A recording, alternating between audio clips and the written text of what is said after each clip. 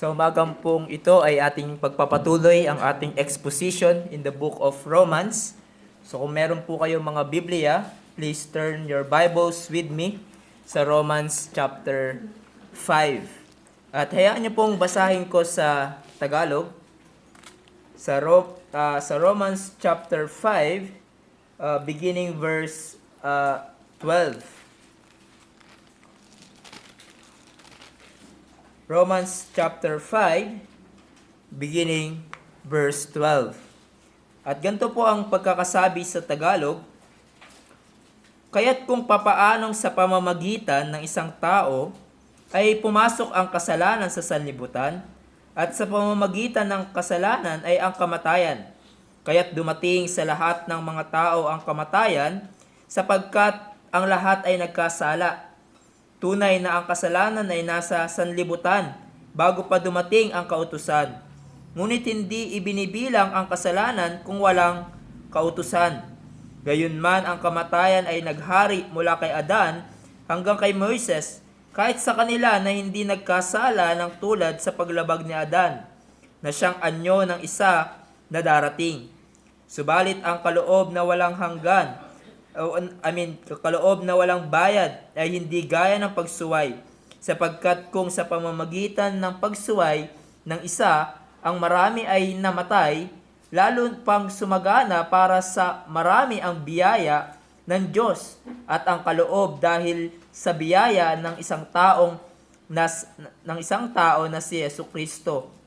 At ang kaloob na walang bayad ay hindi gaya ng ibinunga ng pagkasala ng isang tao, sapagkat ang katulan na dumating na kasunod ng pagkakasala ng isa ay nagbunga ng paghatol.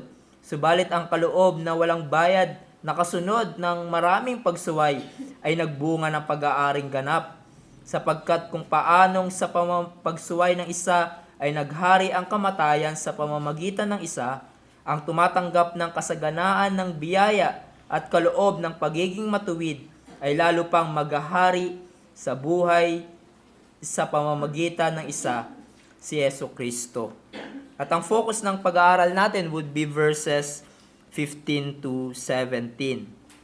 Tayo po ay manalangin at humingi ng tulong sa Diyos. Let's pray. O aming dakilang Diyos, tunay po ang aming inawit kanina, that Jesus is all the world to us. Not only Jesus is everything that we need, but Jesus is what we have. He is our all. He is our joy. He is our strength. Nagpapasalamat po kami sa iyong anak na si Jesus, who died for our sins, who saved us from the dominion of darkness and sin and death, and brought us into His marvelous light. And right now, Panginoon, we have the privilege, napakadakilang pagpapala again sa araw na ito, to hear the words of our Savior Jesus Christ, that we know would help us to be strengthened spiritually, to be strengthened, Panginoon, sa aming journey in this Christian life. Kaya tulungan niyo po kami, Panginoon, to be focused. Tulungan niyo po kami, Lord, na malayo sa anumang distraksyon na magpapalayo sa amin, to have a deep appreciation of what Christ has done for us. And may the truths that we are about to hear would bring not only a delight in our hearts, but increasing love for our Savior, an increasing love and honor and glory to the one who died for us, our Lord Jesus Christ. In His name we pray. Amen. Sa ating pagpapatuloy ng pag-aaral sa Romans 5:12 to 21, ay tinitignan natin ang contrast and parallelism between two federal heads or representatives. Ito ay walang iba kundi si Adam and Christ, at tinitignan natin yung kanilang works and the results of their works. Last time ay nakita natin na si Adan ang kumakatawan sa katauhan. He is the federal head of all mankind at bilang pangulo ng all mankind sa kanyang pagkahulog sa kasalanan ay nagdulot ito ng devastating consequences sa lahat ng tao. To use the words of a poem, in Adam's fall, we sinned all. Dahil sa kanyang disobedience to God, he became sinful in nature at napasa ito sa atin. That depraved, corrupt nature was imputed to all the prosperity of Adam. His fallen nature was imparted to us that resulted that to us, giving us polluted and wicked hearts. Tayo ay naging makasalanan. Pumasok ang kasalanan sa mundo and its consequences, which is death, spiritually, physically, and eternal damnation. And that death is spread to all. And surely we can say na how devastating and horrible ang consequences na ginawa ni Adan. And we asked, is there any hope para mabalik ang nasira ni Adan? Well, in our study today, makikita natin na ang sagot ay resounding yes. There's hope. At ipapakita ito ni Pablo beginning verse 15, at ang ating pag-asa, ang magandang balita, is that there is a second Adam, the Lord Jesus Christ. Sabi nga ng isang commentary that Paul is painting a dark picture of sin so that the good news of Christ will shine. It is like what a jewelry may do when putting a diamond on a black cloth as to make the diamond sparkle. Kaya't makikita natin na nagsimula si Pablo sa dark, devastating results of Adam's sin upang sa pagpresent niya kay Christ ay mas tumingkad ang kanyang dakilang ginawa. Now, I want you to note first, take note, tulad ng sinabi ng isang commentary, si Frank Tillman, the atoning death of Christ has reversed Adam's introduction to sin and death into the world. This reversal, moreover, does not merely correct Adam's missteps and its consequences, but overwhelms them with the lavish grace of God. God has decisively defeated the power of sin and death and brought the era of their reign to an end. Now the era of eternal reign of God's grace has begun. Now, in other words, ano yung makikita natin dito? Hindi lamang ito reversal or basta pagtatama ng nagawang kamalian ni Adan, bagkos pagpapakita dito sa atin ni Pablo by using the words much more, na paulit-ulit niyang nagagamitin ni Pablo sa ating passage, na how great yung ginawa ni Jesus, how great yung nag-gain natin in Christ than what we lost in Adam. How abundant the grace of God in Christ. And that grace of God in Christ overwhelms yung work ni Adam and its consequences. So, there are three major headings we are considering from these verses. Nakita na natin yung una, the consequences of Adam's sin. But secondly, the consequences of Christ's saving work. And lastly, the concluding contrast between Adam and Christ. But ngayon ay tatalakayin lang natin yung pangalawa na heading, which is the consequences of Christ's saving work. Sinabi sa verse 15, but the free gift is not like the trespass. For if many died through one man's trespass, much more have the grace of God and the free gift by the grace of that one man, Jesus Christ, abounded for many. Now, let's first look at the first consequences, and that is Christ's gracious work abounds for many. Now, notice again yung word sa ginamit sa verse 15. Nagsimula si Pablo sa salitang but. Ito ay strong contrast na kung ganito ang ginawa ni Adan at naging resulta ng kanyang ginawa, in contrast, ito naman ang ginawa ni Jesus na mas dakilang resulta kesa kay Adan. It sets forth the first contrast in the parallelism between the two federal heads na si Adam and Christ. And as one writer says, dito natin makikita, in Jesus Christ, believers have gained much more than they ever lost in Adam. Now it says, but the free gift is not like the trespass.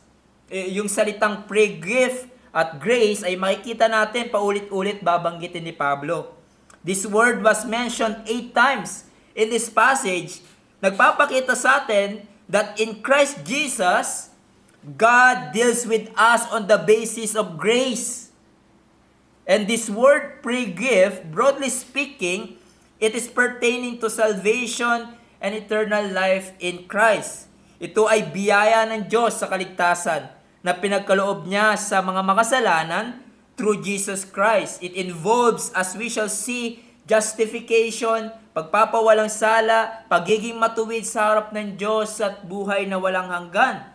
Ito yung libreng kaloob na tinutukoy dito. Walang bayad na kaligtasan kay Kristo Jesus. And Paul contrasted it with trespass. Sinabi niya, the free gift is not like the trespass.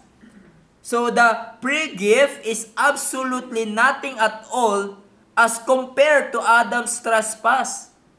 That is, yung kanyang ginawang pagsuway sa direct command sa kanya ng Panginoon. And then Paul gave the reasons for that statement. Sinabi niya, for if many died through one man's trespass, much more have the grace of God and the free gift by the grace of that one man, Jesus Christ. Kay Adam at sa kanyang ginawang pagsuway, marami ang namatay. Nagdulot ito ng kamatayan, spiritually, physically, and eternal death. Ang katotohanan na ang sangkatauhan na kinakatawan ni Adan ang kinakatawan ni Adan sinned with him and died with him. As Paul said, many died through Adam's sin. At yung salitang many dito ay tumutukoy sa totality of mankind. So lahat ng tao, now of course, maliban kay Jesus who is the God-man, the incarnate Son of God who live on earth, ngunit lahat ng tao mula kay Adan ay dumating ang kamatayan sa kanila. And we can say that's devastating. That's horrible. But here's the good news. Much more have the grace of God and the free gift by the grace of that one man, Jesus Christ, abounded for many. In other words, through Christ, the grace of God, that is God's unfailing kindness and goodness, and the free gift overflowed to many who repented of their sins and who believed in the Lord Jesus Christ. So yung salitang many dito ay tumutukoy sa lahat ng mananampalataya. Hindi ito tumutukoy sa lahat ng tao. Now, these verses ay hindi nagtuturo ng universalism na nagsasabing lahat ng tao ay kinamatayan ni Jesus, therefore lahat sila ay ligtas. No. The word many, kung iaalaw natin ang context, is referring to those who believe, katulad ng sinabi sa verse 17. For if because of one man's trespass death reigned through that one man, much more will those who receive the abundance of grace. And so, sa mga taong nananampalataya kay Jesus, para sa kanilang kapatawaran ng kasalanan at kaligtasan, the grace of God and the free gift abound to them. Now here we see, as one commentary notes, na yung method, yung paraan ng kaligtasan at condemnation ay magkapareho in principle. Sabi ni Huexema, sinners are justified through the imputation of Christ's righteousness, just as they condemned through the imputation of Adam's sin.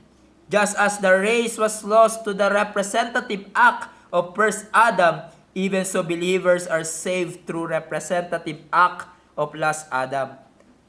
Surely, mga kapatid, ito ay magandang balita na marapat sa ating magdulot ng kagalakan at pagpupuri kay Jesus dahil sa kanyang ginawa. We were lost in Adam. We were condemned in Adam, but justified and made righteous in Christ Jesus. Ang lalim ng pagkakalagpak natin sa kasalanan. Tayo ay naging likas na makasalanan because of Adam. At dahil dyan, nararapat tayo sa kamatayan. And we could say na we failed miserably in Adam. But in Christ, the second Adam, we are saved gloriously. Napakadakila ng pagkakalaglag natin sa kasalanan kay Adan, ngunit mas dakila ang pagliligtas ng ginawa ni Jesus para sa atin upang ma-restore at magkaroon ng buhay na walang hanggan tayo ng mga makasalanan. To put it in this way, Adam's transgression was fatal, but Christ's gift was life-giving and changing and life-changing. This is why si Jesus ay napaka-precious sa atin and must be worshipped dahil sa kanyang ginawa. He represented us believers perfectly. Kinakailangan natin ng katuwiran. Kinakailangan nating tupdin ang batas ng Diyos perfectly. Kinakailangan merong mamatay para sa katubusan ng ating kasalanan. Sino ang umako nito para sa atin? Sino ang nagboluntaryong gawin ito para sa mga makasalanang tulad natin? Walang iba kundi si Jesus. Sinurpass ni Jesus kung anong sinira ni Adan.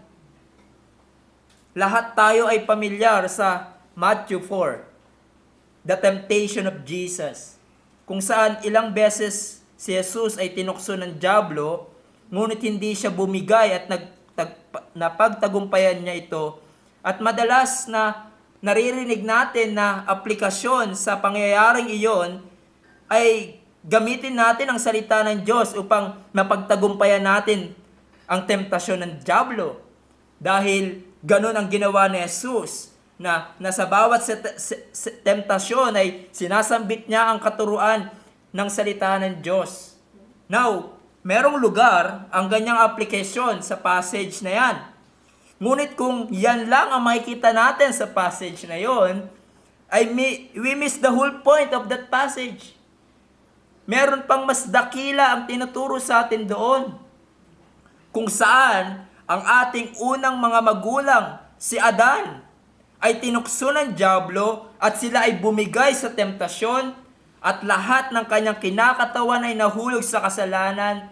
He failed miserably as federal head of mankind and terrible consequences follow. But here's the second Adam who represented us, the believers, tempted by the devil. Ngunit siya ay nagtagumpay. Hindi bumigay sa temptasyon. Jesus triumphed over the devil and He represented us perfectly and gloriously para sa ating kaligtasan. As Ventura says, the first Adam failed us miserably, the second Adam saves us gloriously. Kung anong lalim ng pagkakabagsak ni Adan, dahil sa kanyang ginawa, mas dakila ang ginawa ni Jesus, ang kanyang pinagtagumpayan para sa kaligtasan ng marami. Now, for you, my friends, napakadakila din na katotohanan ang pinaparating sa iyo ng passage na ito. Here, Paul is telling us paulit-ulit that salvation in Christ is free gift. Libreng kaloob ang kaligtasan kay Kristo Jesus. Walang bayad. Hindi mo kinakailangang gumawa sa iyong sarili para maligtas. Hindi mo kinakailangang perfectly masunod ang batas ng Diyos para maligtas dahil hindi mo kayang gawin yon. Bagkos papakita sa iyo ng batas kung gaano ka lumagpak sa kanyang batas at dahil dyan ay nararapat sa kondemnasyon. Hindi sinabi ni Pablo na kailangan mo magsumikap, gumawa ng mabuting bagay para makamtan ng kaligtasan. No! It's free! At makakamtan mo ito kung magtitiwala ka kay Jesus. We are familiar with Romans 6:23, for the wages of sin is death. But the free gift of God is eternal life in Christ Jesus our Lord. You see, the contrast there also. Kapag gumawa ka ng kasalanan, as if you were, pinagsisilbahan mo ang iyong master, ang kasalanan, meron itong ipapasahod sa iyo. Dahil nagtatrabaho ka sa kanya, nagtatrabaho ka sa kasalanan, sasahuran ka niya ng kamatayan. Spiritual death, physical death, eternal death in hell. But here's the free gift. Hindi mo kailangang pagtrabahuan. Bagkus ipagkakaloob sa iyo ng libre kung ikaw ay magtitiwala kay Jesus. Makakamtan mo ang buhay na walang hanggan, na walang bayad kay Kristo Jesus. Ayaw mo ba ng libre ang kaloob? At mas ginugusto mo pa din ang pagtatrabaho sa kasalanan na ibabayad naman nito sa iyo ay kamatayan?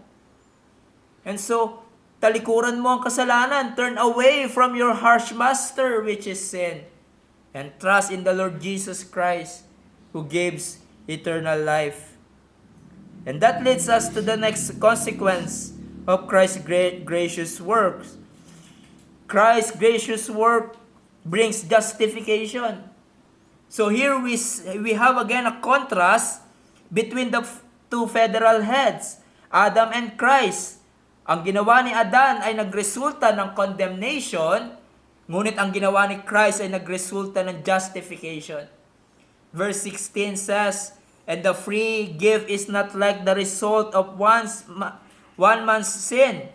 At pinaliwanag ni Pablo kung ano yung pagkakaiba ng free gift of salvation in Christ sa resulta ni Adan. At nagsimula siya sa negative. Sinabi niya, the judgment following one trespass brought condemnation. In other words, yung punishment or yung hatol sa kasalanan ay nagmula sa isang gawa ng pagsuway, which Adam sinned. At nagresulta ito ng condemnation, and that is sentence of eternal damnation. But here's the contrast. But the free gift following many trespasses brought justification. So you see, kung bakit napakadakila ng ginawa ni Jesus? Dahil sinasabi ni Pablo, isa lang nagawa ni Adan na kasalanan sa Diyos at nagdulot ito ng kamatayan sa lahat ng nasa kanya. Ngunit si Jesus, lahat ay nagkasala, madami ang nagkasala, ngunit inako lahat ni Jesus ang lahat ng ating kasalanan. You see, He bore all the sins ng kanyang tao, na kanyang kinamatayan, and He brought justification to all of them. In other words, it only took one sin of Adam to plunge all mankind to sin, misery, and death. But here's Jesus Christ, who knew no sin, took all sins, many trespasses, to bring justification for sinners. Ilan ba ang nagawa nating kasalanan? Napakadami. And yet, Christ bore all of it on the cross. Siya yung naparusahan sa madaming kasalanan na hindi naman niya ginawa. Siya yung lumasap ng galit at puot ng Diyos sa madaming kasalanan na hindi naman niya ginawa. As John Murray notes, the one trespass demanded nothing less than the condemnation of all. But the free gift unto justification is of such a character that it must take the many trespasses into its reckoning. It could not be the free gift of justification unless it blotted out the many trespasses. Consequently, the free gift is conditioned as to its nature and effect by the many trespasses, just as the judgment was conditioned as to its nature and effect by the one trespass alone. So you see, what a glorious work. What a glorious work the Lord Jesus Christ has done. Through His atoning death, through His sacrifice on the cross, many trespasses have been forgiven. Many sinners are justified by faith in Him. Napakagandang paalala sa atin ito, mga kapatid. Lahat ng ating pagkakasala ay pinatawad na dahil sa ginawa ni Jesus. Kahit gaano pa ito kadami, simula nang tayo ay isilang sa mundong ito, hanggang tayo ay lumaki at patuloy na nabubuhay sa mundong ito. Nang tayo ay nagtiwala kay Jesus, lahat ng ating kasalanan ay napawalang sala. At ang kondemnasyon na nararapat sa atin dahil sa lahat nating pagkakasala ay naalis dahil sa ginawa ni Jesus. Just think of that, brethren. God's grace in Christ triumphs over our many transgressions that resulted in our justification. Purihin si Jesus. Purihin ang kanyang pangalan. At again, para sa mga hindi nagtitiwala dito kay Jesus, what a glorious truth it is for you. To use the words in Isaiah 1:18, though your sins are like scarlet, they shall be white as snow. Though they are red like crimson, they shall become like wool. Though madami ang iyong pagkakasala, though madami ang iyong madilim ang iyong nakaraan, at sasadlak ka sa samot-saring kasalanan, maaari kang patawarin ng Diyos kay Kristo Jesus. Lahat mong kasalanan at pagsuway ay kayang patawarin ni Jesus. Kung iniisip mo na ang dami kong nagawang kasalanan sa nakaraan, kaya pa ba akong patawarin ng Diyos? And the answer to that is resounding yes. There are no vilest sinners that God in Christ cannot cleanse from their sins. And there are no hardened sinners that are beyond the grace or beyond the reach of God's saving grace. Though your sins are many, His grace is more. His mercy is more to forgive and cleanse you from all your unrighteousness. Sabi nga ni John Piper, the great number of our past sins is no obstacle for God to justify us. You think you have many sins na nagawa? Jesus Christ can cleanse you. Dahil sa kadakilang ginawang niyang pagliligtas. At dito ay muli nating makikita ang isang katotohanan na paulit-ulit sa Book of Romans. Specifically sa mga nakaraang chapter nating napag-aralan in chapter 3 and 4. And what is that? That the basis of our justification is to be found in Christ's work alone. Paul said that the free gift following many trespasses brought justification. In other words, sa ginawa ni Jesus, nagdulot ito ng pagpapawalang sala sa marami. Dahil sa obedience at katuwiran ni Jesus, many sinners are justified and made righteous before God. Sabi nga sa Westminster Shorter Catechism, question number 33, sinabi doon, what is justification? And answer is, justification is an act of God's free grace, wherein He pardoneth all our sins and accepted us righteous in His sight only for the righteousness of Christ imputed to us and received by faith alone. Hindi ang ating sariling katuwiran ang basis ng justification, not our obedience to the law, but only for the righteousness of Christ imputed to us. Only the work of Christ, or what the theologians called his passive and active obedience. Jesus' active obedience is his perfect obedience to God's law, and Jesus' passive obedience is paying the penalty for our sins or failure to obey God's law. Yung kanyang sacrificial death on the cross for the forgiveness of our sins. So, diyan nakabase ang ating kaligtasan, as our hymn says, not what these hands have done can save this guilty soul, not what this toiling flesh has borne can make my spirit whole. At sinabi in verse 2, thy work alone, O Christ, can ease the weight of sin. Thy blood alone, O Lamb of God, can give me peace within. And that's the basis of our justification, as also our confession of faith says, that by the obedience and death of Christ fully paid the death of those who are justified. Yet their justification is based entirely on free grace, because He was given by the Father for them, and His obedience and satisfaction were accepted in their place. And so that leads us sa pangatlong consequence ng Christ's gracious work, and that is Christ's gracious work brings reign in life. Sabi po sa verse 17, for if, because of one man's trespass, death reigned through that one man, much more will those who receive the abundance of grace and the free gift of righteousness reign in life through the one man, Jesus Christ. Now, I want you to take note the word reign.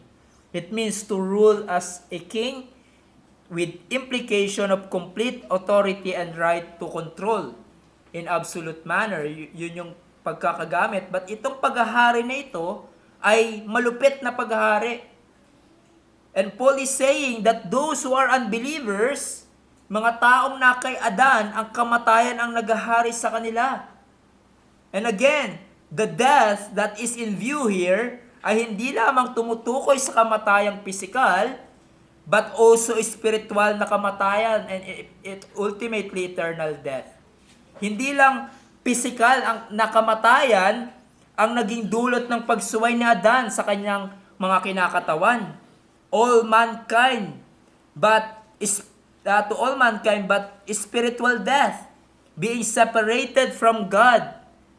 Nung si Adan ay inutusan ng Diyos na huwag kainin ang bunga ng tree of the knowledge of good and evil, dahil once nakainin niya yon, God said he shall surely die. And so, the question is, namatay ba talaga agad si Adan nung kinain niya yung bunga na pinagbabawal ng Diyos? At nang nakita natin, sagot is yes. Hindi pa physical, ngunit spiritually speaking, namatay na siya. Adam died immediately with reference to his relationship with God. And thus, the Bible is clear na yung mga taong pinanganak after Adam ay gayon din ang kanilang magiging kalagayan. Separated from God, dead in sin and trespasses, and by nature children of wrath. At yan ang kalagayan ng bawat hindi mananampalataya. Kung ikaw ay hindi pa nagtitiwala kay Jesus, the Bible is clear. This is your present spiritual condition. And there are 3 deaths na ating binanggit ay nagahari sa iyong buhay. These 3 deaths. And there's nothing you can do about it and to escape it. Kaya't no wonder, katulad ng sinabi ni Jesus kay Nicodemus, you must be born again. You must be born again. Dahil in a sense, there's a problem with your first birth. Death reigned in your life. Sin reigns in your life. Kaya't kailangan kang ipanganak muli to make you new, spiritually speaking, by the power of God. And only God can do this sa iyong buhay. And what you only need to do is to trust. Tangi lamang sa lunas na ipinagkaloob ni ng Diyos para ikaw ay makawala sa paghahari ng kasalanan at kamatayan, ito ay walang iba kundi si Jesus. You must seek the Lord while He may be found, and forsake your evil ways and turn to Him who alone can change your evil heart, who alone can give you a new heart that loves the Lord and obey Him. But then look at verse 17. It says, "For if because of one man's trespass, death through that one man, much more will those who receive the abundance of grace and free gift of righteousness reign in life through that one man, Jesus Christ." And so again, here a glorious contrast ni Jesus kay Adan. The evidence of abundant grace and free gift of righteousness is that we will reign in life as believers. We share as believers in Christ. In other words, yung buhay natin kay Kristo, yung status natin bilang mga believers in Christ, that we are righteous before God, that we are saved, ito ay naghahari sa ating buhay magpasawalang hanggan. We have life now. We are in right relationship with God right now. We will live and we will reign with Christ forever. And what a good news it is. Dahil noong tayo ay kay Adan, ang naghahari sa ating buhay ay ang kamatayan. Patungo tayong lahat sa eternal na kamatayan doon sa impyerno because we are in Adam. But in Christ, we triumph over sins. In Christ, we triumph over death. We have a new life and we will live forever in Christ. And let me quote James Boyce, summarized verse 17 very well. Sinabi niya, "We were in Adam once, and we fell in him. His sin brought death to the human race. What then? Good news, we can escape the effects of Adam's fall.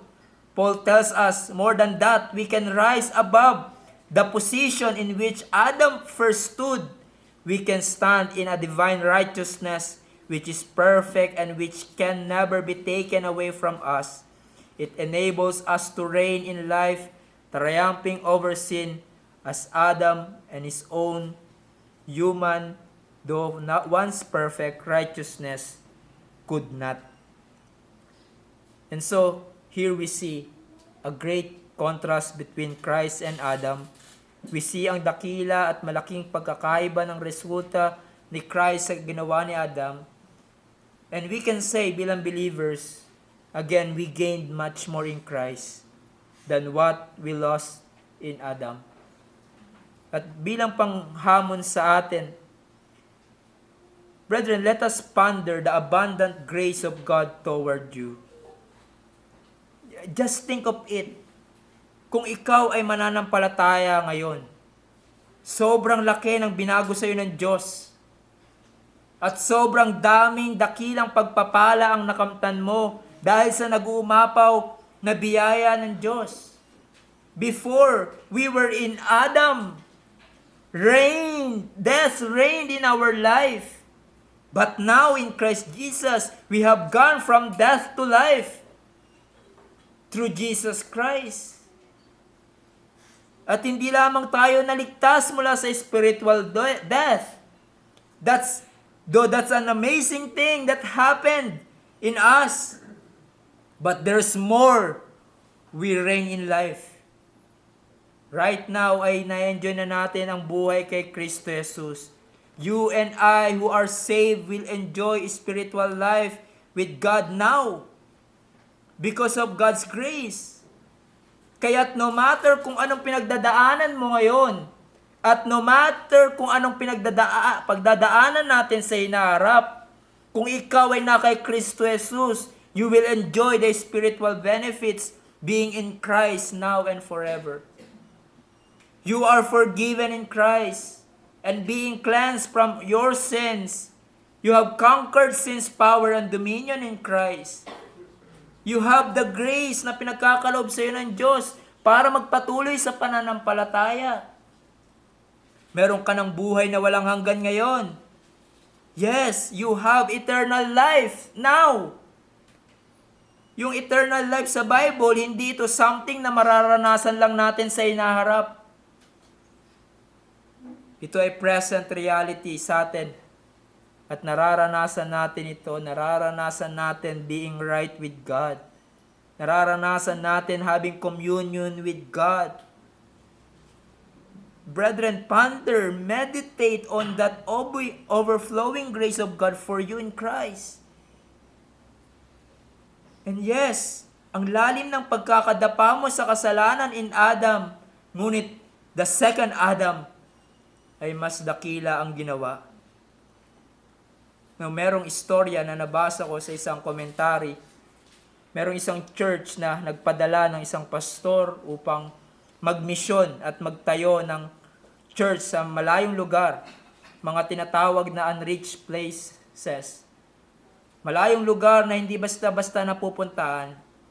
At ang story ng buhay ng missionary pastor na ito na ipapadala was remarkable dahil siya ay lulong sa droga at namumuhay siya sa depression. Ngunit sa biyaya ng Panginoon, siya ay naligtas. Nakakilala kay Kristo Jesus through the preaching of God's Word na kanyang dinaluhan. Kung titignan mo daw ang taong ito nung hindi pa siya believer, talagang masasabi natin, humanly speaking, wala nang pag-asang magbago. But the Lord radically changed that man. At ngayon ay dinadala niya na ang ebanghelyo in dark places, in many places kung saan di pa nila naririnig ang tunay na gospel.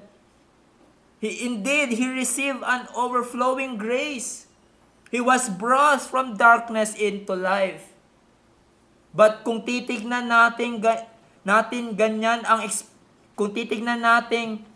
ganyan ang experience ng lahat ng mananampalataya,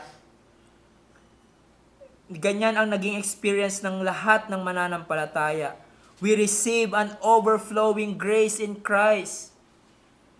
Marahil hindi ka dati lulong sa bisyo nung ikaw ay di pa mananampalataya. Marahil hindi ka nasasadlak sa maraming kasalanan. But the truth is, you were in Adam. At hiwalay sa buhay ng Diyos. But God changed you. But God changed you. By His grace, you saw your sin. You saw kung gaano mo kailangan ng tagapagligtas or else you will perish. You saw na wala kang magagawa sa iyong sarili para maligtas. By His grace, you believe and see Christ as lovely and only hope for your salvation. By grace, you have been saved. Mga kapatid, isipin mo, nasan ka ngayon kung hindi ka natagpuan ng Diyos, ng biyaya niya sa kaligtasan? Where would you be? Kung di ka niligtas ng Panginoon. Marahil successful ka ngayon sa buhay. Dahil nakamit mo yung mga ambisyon mo sa buhay. Marahil ang dami mong achievements in life. But you are still in Adam. That reigns in your life. Ngunit salamat sa Panginoon, His saving grace found you. That grace that saved a wretched sinner like you and me. And so as we ponder on the grace of God we receive in Christ, let us then praise Jesus Christ for the abundant grace given to us through Him. Pasalamatan mo si Jesus dahil sa Kanya, grace and free gift of righteousness reigns in your life. Pasalamatan mo siya, purihin dahil sa Kanyang ginawa. You are no longer in Adam. Thus, sin and death are no longer reigning in your life. At bilang hamon sa ating mga believers, let us grow in deep appreciation of grace in Christ and be sure, brethren, that we are growing in grace. That we would know truly what does it mean to reign in life, to live by grace of God. Growing in communion with Him. Growing in having victory over sins. Growing in knowing the God of grace. Ngunit paano mangyayari ito na tayo ay lumagos sa biyaya at sa pagkakaalam ng biyaya ng Diyos? Stay close to the God of grace. Sa pamamagitan ng pag-aaral ng salita ng Diyos, pagmameditate, communion with Him through prayer, and being diligent to obtain the means of grace, natutulong sa ating palaguang espiritual. Katulad ng pakikinig ng preaching tuwing linggo at mga pag-aaral na ginagawa natin, like our Wednesday Bible study, our prayer meetings. You want to grow in knowledge and grace? Stay close to the God of grace. Draw near to the God of grace through His words and prayer. And for you, my friends, pinapakita sa iyo ng passage na ito is that grace is greater than all your sins. Grace, God's grace in Christ is greater than the results of Adam's sin. As our hymn says, grace, God's grace, grace that will pardon and cleanse within. Grace, God's grace, grace that is greater than all our sins. At ang biyaya na yan sa kaligtasan ay maaari mo makamtan ngayon kung ikaw ay tatalikod sa iyong kasalanan at magtitiwala tangi lamang kay Jesus. It is a marvelous grace. Ano ang pumipigil sa iyo para hindi makamtan ito kay Kristo Jesus? What's holding you back today upang hindi mo isandig ang iyong buong pagtitiwala kay Jesus para sa kaligtasan? Marahil ang pumipigil sa iyo ay ang iyong sarili, katuwiran. Iniisip mo na meron kang magagawa sa iyong sarili para maligtas. Marahil kumpiyansa ka na sa iyong sarili na ikaw ay makakapasok sa langit. Marahil iniisip mo na hindi ka naman kasing sama ng ibang tao, kaya tatanggapin ka pa rin ng Diyos. My friend, you don't have any idea kung gaano kalalim ang pagkakalagpak mo sa kasalanan in Adam. And I pray and hope na sa pag-aaral natin ng passage na ito ay nakita mo kung gaano ka makasalanan at walang pag-asa at kung gaano mo ka-deserve ang kaparusahan magpasawalang hanggan doon sa naglalawang apoy sa impyerno because of your sin. Ngunit ngayon ay pinagkakalooban ka ng Diyos ng pagkakataon na tunay na magtiwala kay Jesus upang ikaw ay maligtas. Come and believe in the Lord Jesus Christ, who is gracious Lord, who is willing to save those who come to Him by faith. So come to Him and you will be saved. Let's pray. Aming dakilang Diyos, salamat po sa katotohanan na aming nabasa at napag-aralan at napakinggan. Panginoon, hindi po maaarok ng aming makitid at maliit na pag-iisip